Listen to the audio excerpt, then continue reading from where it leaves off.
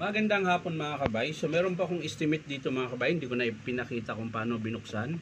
So in-estimate ko na mga kabay. Ang sira niya mga kabay ay yung kanyang armature. Ayan. Pansin nyo po. Ayan.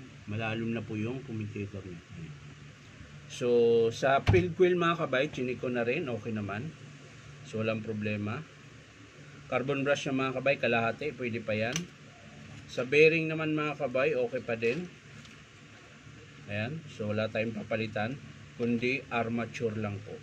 Sa bearing housing niya, sa gear and pinion naman, ayan, wala namang pong problema mga kabay. Ayan. So ito lang po talaga ang estimate. So ayan, mga kabay, babalik ko na lang ito. Dahil natapos na po, so bubuuin na lang natin ulit. Ayan.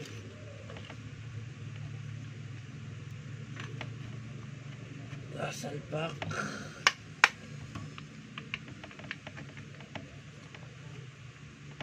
Yun. So mga kabay, sinasara ko na po.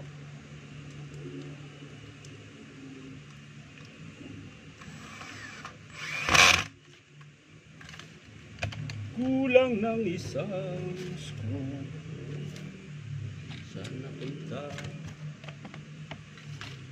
screw?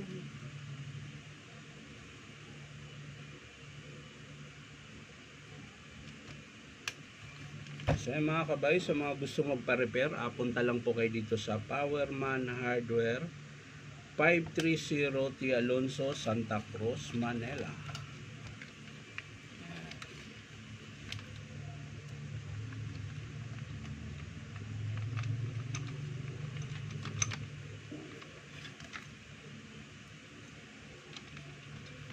Pumasok ka na.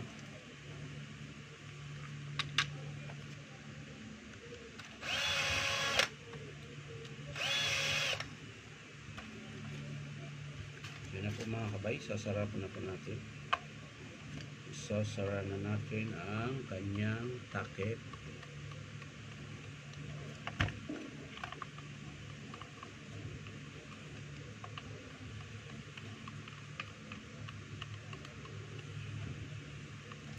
So yan lang mga kabay, maraming salamat sa panonood at palike and share na rin po. At syempre po, subscribe mo po ito aking YouTube account na Inom Tabay. So maraming salamat mga kabay. Bye bye.